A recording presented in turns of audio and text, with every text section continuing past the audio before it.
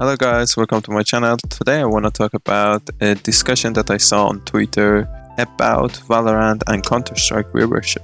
I just wanted to share my thought and take on it. First of all, people on the thread were saying like, oh, I didn't know Valorant would catch up to Counter-Strike viewership this fast, or like it even surpassed Counter-Strike viewership, because both games had events today at the same time.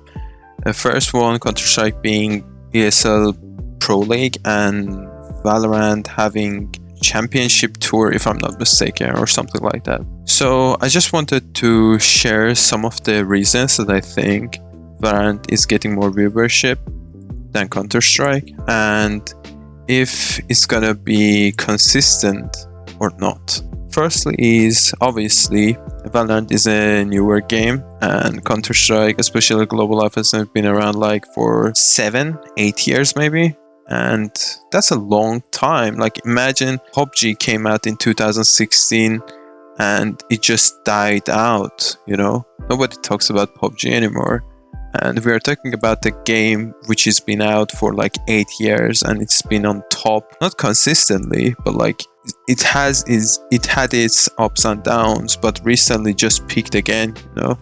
This is impressive for an old game like Counter-Strike. But the thing is, everybody just wants to check Valorant out, you know. I'm even though I'm not enjoying playing Valorant anymore, I just want to check out the events, you know, to see how is the production quality, because it's being made by Riot Games. Like, even for a few minutes, I always want to check out the events to see if it's good or not, but just after like 15 minutes maximum, I just cannot take it anymore and just leave. Not that I hate Valorant, it just seems boring to me, you know. And to be honest, I don't follow or support any team at all. That might be the reason, but it's just not exciting for me, you know. And that's another reason that I'm gonna talk about it later on the video. The second reason that I have is, obviously everybody mentioned it on the thread also, it's just co-streams.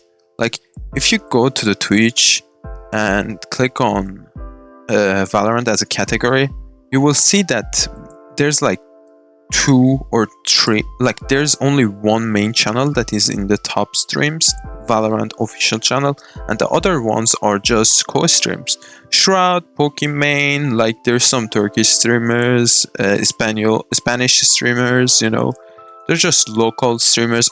Even though Japanese, yeah, there was also a huge Japanese streamer on the list also, like if I'm not mistaken, he was on top 4 or top 5 maybe. The thing is, like, Riot actually cares about co-streams much more than Counter-Strike, and because they are hosting the event itself, they have the full control over who co-streams, you know. They just allow everyone, unlike, for example, Counter-Strike, which most of the events are run by third-party organizations like ESL, DreamHack, you know. Those are the companies who decide who can co-stream and who cannot.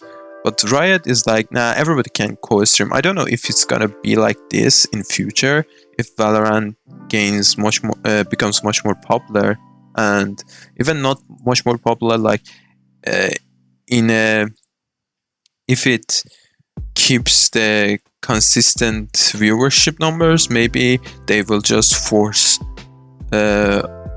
other people to not co-stream anymore, you know. They will ask them to not co-stream anymore. But co-streaming is obviously not a healthy way of gaining viewership. It's just short term, and you cannot count on it as a game being popular. Like, there's so many examples like this. For example, one of them being Rogue Company. Like, I didn't play this game at all, but every time I was on Twitch, there was some huge streamers playing this game and promoting it. I know it was like a sponsorship deal or something, but still, it was just so popular. There was always like 100k, 200k, 150. Like, I'm sure it was like above 100k viewership. But look at Rogue Company now. Nobody talks about it, and nobody actually plays it, because like they are not paying anymore to the streamers to play it. That's the reason, you know. I don't know if Valorant is gonna keep the viewership numbers if co-streamers don't stream the game anymore. Now, the other reason about this co-streaming stuff is actually Riot has a partnership with Amazon Prime and Amazon. You might think that these are not related, but I think these are related a lot because like they're partners, you know. And I don't know if you have encountered or not, but sometimes when Riot is streaming, they're on the main page, and it's not just because they're popular or something, because like if I'm not mistaken, I don't know how main page of Twitch works, but if I'm not mistaken, it's handpicked. I'm not sure though. It's like they are consistently being promoted on the main page, you know. Now the third reason is Riot is awesome at marketing. Like, besides just, I don't know if they're paying co-streamers or not, like, but beside that, they have 10 or 20, I don't know, I lost the count to be honest.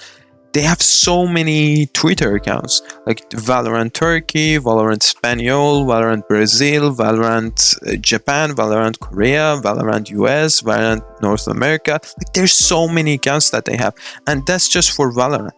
And they have Twitter accounts for like Championship Tour Turkey, Championship Tour Brazil, Championship Tour America, you know.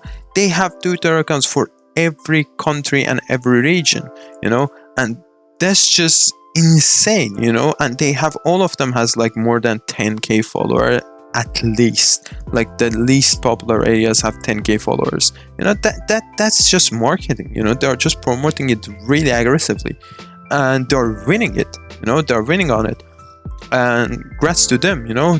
They're going all in. They want the FPS market, they want the money, you know, the juicy skin money, and they're winning.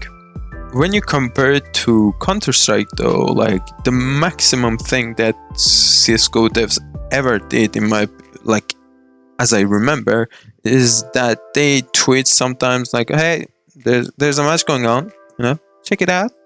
That's the maximum thing that they do, and I think it's not enough, you know. I'm not saying they need to be like, they need to advertise and market, go full force marketing mode, but like they can do better, you know. It's just lazy in my opinion. I don't know, it's just their policy. They might have a good reason behind it. I'm just saying my observations that they are not doing a much job, you know. They're not doing enough in my opinion. Now the fourth reason that I have, especially lately, is just too much CS, you know. There's just too much CS recently after like COVID. There's just so many CSGO events, you know. There's just so many of them. Like, I'm even talking about tier 1 events, you know. I don't know if you can count them tier 1, but like there's so many events going on that you cannot just keep up with all of them. There's just so many of them, and after a while you just don't have the energy to watch CS anymore, you know. It's gonna change in my opinion if we go back to LAN, and I don't count Cologne as like a proper LAN. The fifth reason is related to the player base more than the other stuff.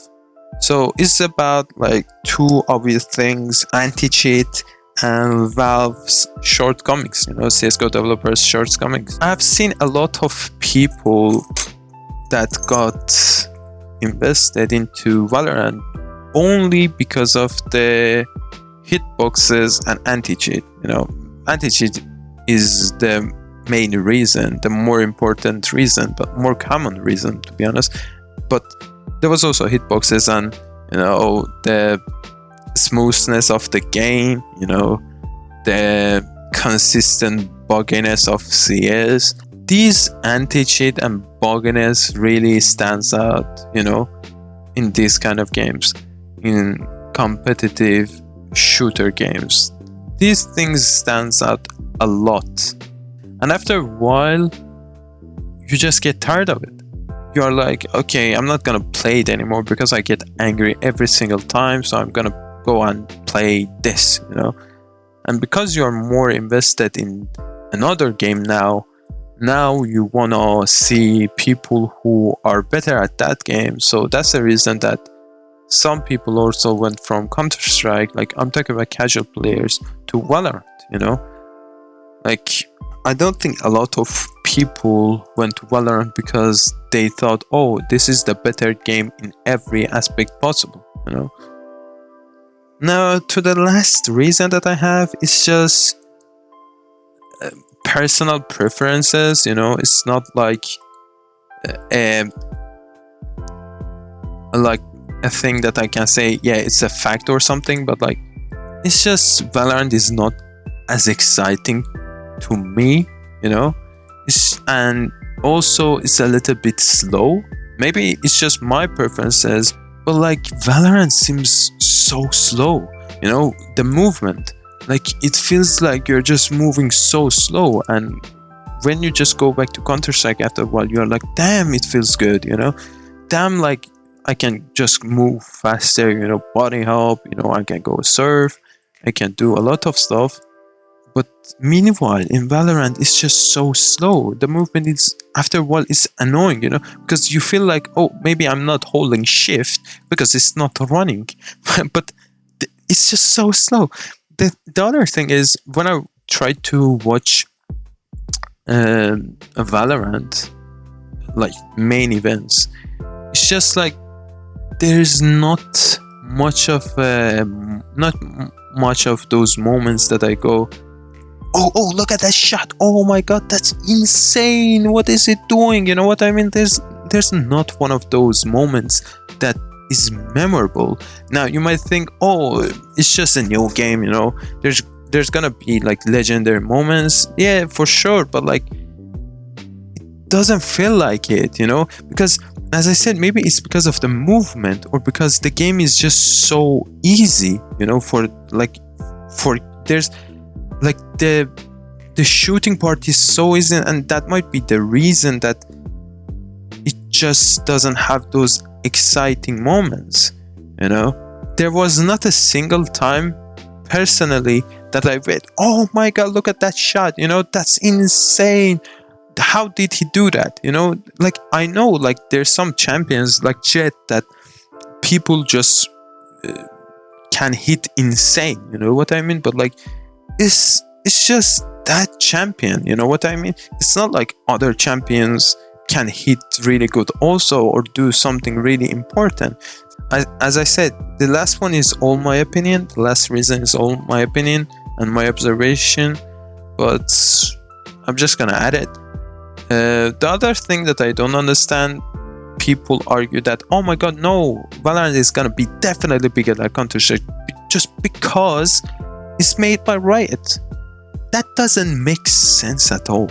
It like Dota 2 was also made by Valve, you know, and when League of Legends came around, because it was much more simpler and it was much more fast-paced, people were invested on it more, you know. With the same logic that you have, it's like Counter-Strike is more fast-paced and it's much more simpler, so like why would they go to Valorant, like beside the facts that I stated? And another reason is organizations are promoting their Valorant team more than they do their CS team, and some of the organizations even don't have Counter-Strike team anymore.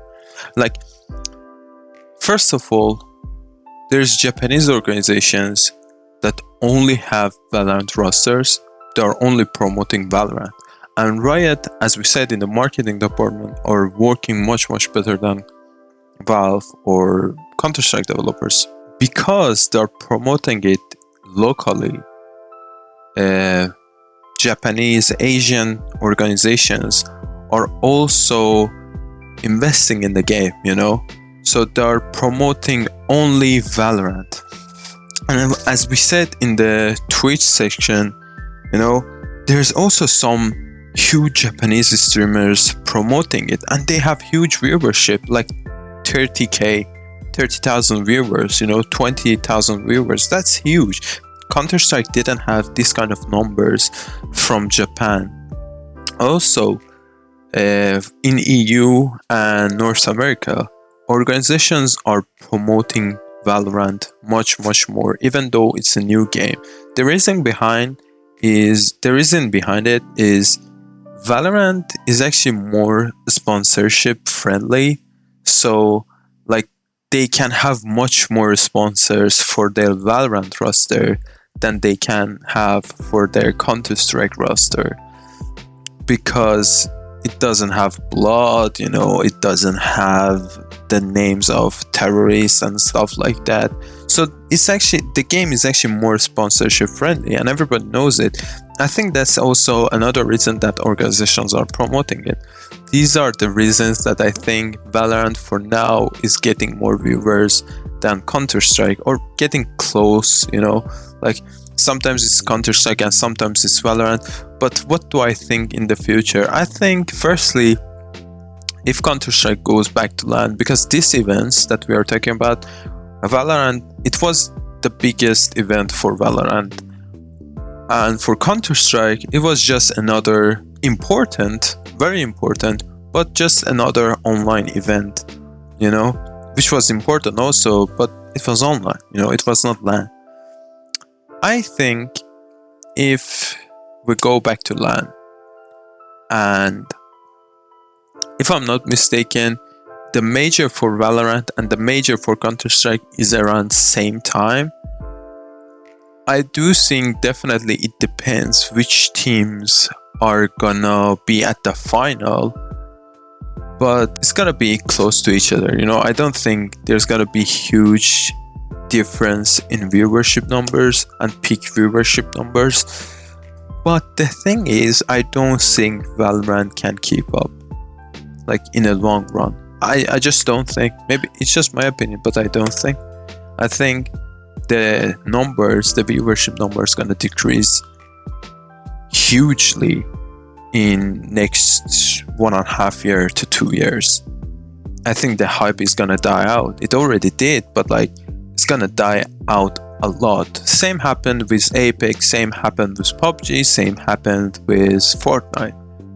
It's just gonna die out. I'm pretty sure about it, but it's just my opinion. Thanks for watching till now. I really appreciate it. Please remember to comment down below if you have any opinion, if you disagree or agree with me. I would love to hear from you. Also, if you want, you can subscribe and like, but that's not necessary, obviously. Thank you so much. Take care.